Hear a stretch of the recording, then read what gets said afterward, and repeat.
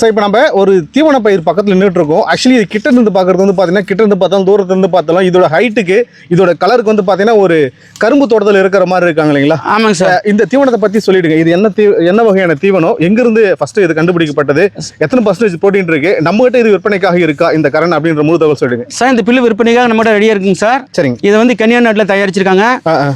இது வந்து இந்த பில்லோட பேர் கென்னியன் ஜெம்போ நெய் பேருங்க. சரிங்க.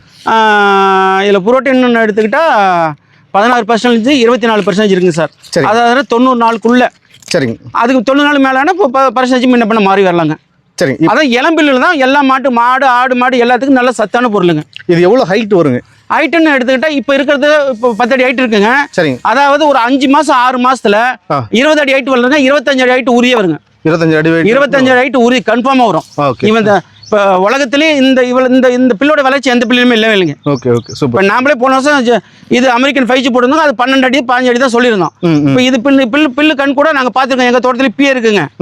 இது வந்து 20 அடி 25 அடி உறுதியாக வளருங்க. சரிங்க. ஆனால் காற்று மழைக்கு இல்லாத பார்த்துக்கணும். சரிங்க. காற்று மழை வந்து அது சாயம். ஆமாங்க சார். காற்று மலைக்கு வளர்ச்சியில் பாதிப்பு இருக்காது, சாயம். வளர்ச்சியில் பாதிப்பு இருக்காதுங்க. ஆனால் 15 அடி ஹைட் வரைக்கும் சாயாதுங்க.